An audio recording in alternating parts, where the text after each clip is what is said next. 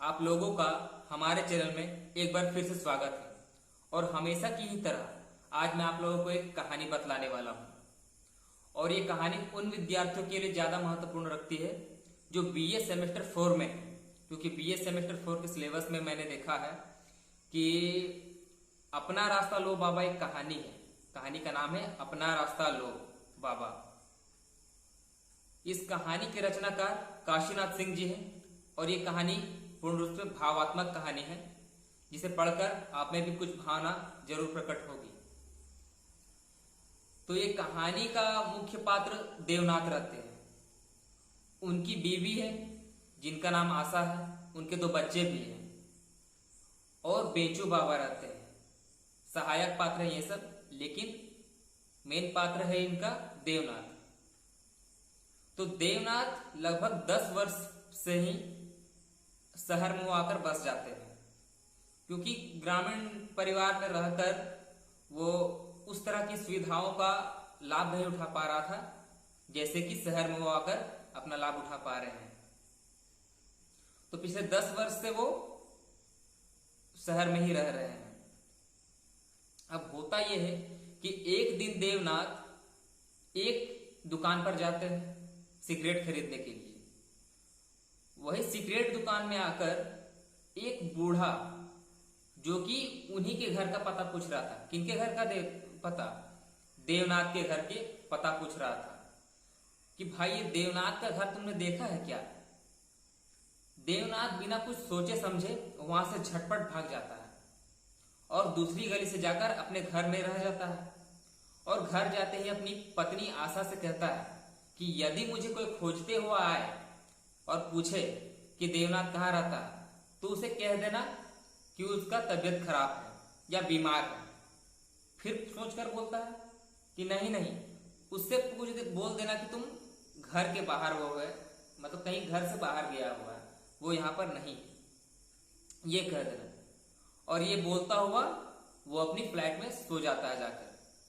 जैसे ही उसकी नींद खुलती है तो फिर वो जानी पहचानी आवाज जो कि उस दुकान में आई थी, वही जानी पहचानी आवाज उसके दरवाजे पर दस्तक दे रही थी। दस्तक देने ही वाली थी। जैसे ही वो दस्तक सुनाई देती है देवनाथ को, वो झट से दरवाजा खोलता है और अपनी पत्नी की बोलने से पहले देवनाथ कहता है, अरे बेचू बाबा आप आइए, जल्दी आइए। और घर आकर वो लोग आराम से बैठते उठते हैं और बेचू बाबा को वो लोग अच्छे से आदर सत्कार किया करते हैं। उनकी पत्नी बेचू बाबा के लिए 2 हफ्ते पुरानी एक बर्फी लाकर देती है प्लेट में, और चाय भी देती है साथ में। वो चाय और बर्फी ली बाबा ने वो बर्फी और चाय लेकर बहुत आशीष दिया, बहुत आशीर्वाद देता कि बेटा तुम लोग खुश रहो, हमेशा खुश रहना। मतलब उसके मन से अच्छी आशीर्वादें निकल रही थी, बहुत अच्छी आशीर्वाद निकल रही थी। लेकिन क्या उसकी पत्नी ने अच्छा किया था? उनकी पत्नी क्या करती है कि 2 हफ्ते पुरानी बर्फी उसे देती है। खैर ये सब बातें को छोड़ो, तो फिर कहानी पर आते हैं हम लोग। तो 2 बर्फी दे देती है, खा लेता है वो, अब आशीष देता है। और वो गांव के लोगों में बहुत समझ होती है। यदि किसी के घर वो मेहमान वगैरह जाते हैं, मेहमानी कहीं करने के लिए जाते हैं, तो कुछ ना कुछ संदेश के तौर पर वो ले जाते, उपहार के तौर पर। तो उनके बच्चे थे 2। अभी मैंने आप लोग को बताया था कि आशा की 2 बच्चे भी थे। उन बच्चों के लिए उस बेचू बाबा ने गन्ने का रस लाया था और एक डब्बा भरकर लाया था, घड़ा में भरकर लाया था, जो कि बहुत ही मीठी थी और काफी पुरानी भी हो चुकी थी। बेचू बाबा ने उस गन्ने के रस को उनके बेटे को दे देता है। गन्ने के रस से थोड़ी बदबू भी आ रही थी। बदबू आने के कारण वो रस थोड़ा बहुत पीता है बच्चे लोग और फिर फैला देते हैं, यानी कि फेंक देता है, कहीं पर फेंक देता है, अच्छा नहीं लगता। और बच्चे घर में वापस घुस जाते हैं और खेलने लगते हैं बच्चे। अब आदर सत्कार करने के बाद देवनाथ बेचू बाबा से पूछते हैं कि कहिए बेचू बाबा, आपका यहाँ आना कैसे हुआ? किस प्रयोजन से आप यहाँ पर पधारे हैं, बताइए। तो बेचू बाबा बताते हैं कि मेरी पेट में न जाने किस तरह का दर्द हो रहा है बेटा। मैंने अपने बेटे सुदामा से कहा था कि मुझे डॉक्टर के यहाँ दिखवा दो, पर वो सुना नहीं, अपने कामों में व्यस्त रहा। और हमेशा जब मैं उसे कहता कि मुझे डॉक्टर पास दिखवाओ तो वो मेरी बातों को टाल देता था। अभी अभी बेटा मैंने उसे आते आते बोला कि मैं देवनाथ के यहाँ जा रहा हूँ शहर, डॉक्टर से चेकअप करवाने के लिए अपनी बीमारी का। तो वो भी पहले की तरह ही बात को टाल देता है और पूरे गांव वाले ने हमारा मजाक उड़ाया है कि जाओ जाओ, तुम तो कुछ झूठ ही झूठ लपेटे जा रहे हो पिताजी, और मैं यहाँ तुम्हारे पास आ गया बेटा, तो मुझे बहुत सारी कठिनाइयां होती है। अब देवनाथ क्या करता है कि देवनाथ अपनी पत्नी से पूछने के लिए जाता है कि ऐसा ऐसा बात है, बेचू बाबा को ये समस्याएं हैं, तो हम बेचू बाबा को रख लेते हैं और उसके बाद फिर जब ये ठीक हो जाएगा फिर हम इसे गांव भेज देंगे।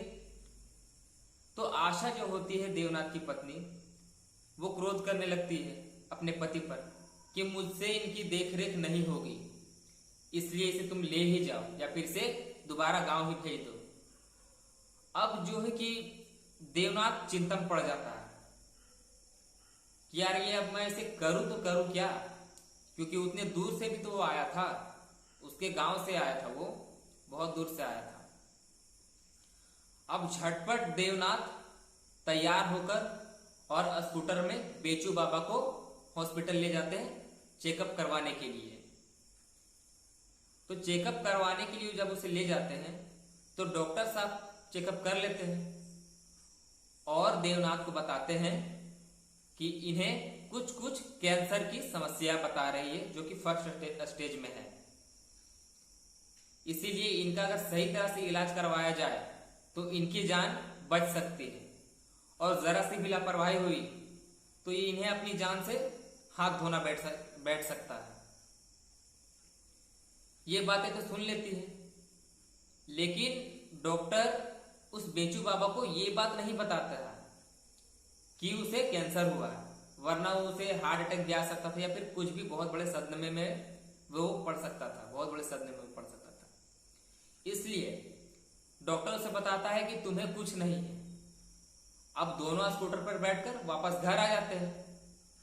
घर आ जाते हैं तो देवनाथ को तो सभी बात पता रहता है कि बेचू बाबा को क्या क्या समस्याएं हैं, इसलिए वो झटपट वहां से फिर बाजार चले जाते हैं। बेचू बाबा को घर में रखकर वो बाजार चले जाते हैं और बेचू बाबा के लिए दर्द की दवाइयां, हाजमे की दवाइयां और भी बहुत सारी दवाइयां जो उनके लिए ठीक थी वो लाकर दे दिए और बोलते हैं कि आप मेरे घर में ही अभी रहिए जब तक आप पूरी तरह से ठीक नहीं हो जाते हैं। अब ये बातें सुनकर वो फपक फपक कर रोने लगते हैं, मतलब फूट फूट कर रोने लगते हैं बेचू बाबा किनके सामने, देवनाथ के सामने, कि एक मेरा बेटा है सुदामा जो मेरी बातों को बिल्कुल ध्यान नहीं देता, और एक तुम हो जो दिन भर से मेरे पीछे दौड़ धूप रहे हो। भगवान तुम्हें लंबी उम्र दे। और भी बहुत सारी आशीर्वादें जो है बेचू बाबा देवनाथ को देने लगते हैं। तो देने लगते हैं आशीर्वाद इनको किनको, देवनाथ। देवनाथ भी अपनी बचपन की बातें याद कर कर थोड़ी बहुत आंखों में उनकी भी आंसू आने लगती है। अब ये सब तो बातें होने लगती है, तब भ्रमवश ही मतलब एक इसी तरह पूछ लेते बाबा जी से कि बाबा आप यहीं पर रहिए, आप घर मत जाइए। लेकिन बाबा कहते कि नहीं नहीं बेटा, अब तुम जो है कि मेरे लिए दवा ला ही दिए हो तो उन दवा को लेकर मैं चला जाता हूं, और डॉक्टर ने भी तो कहा है कि मैं ठीक ही हूं।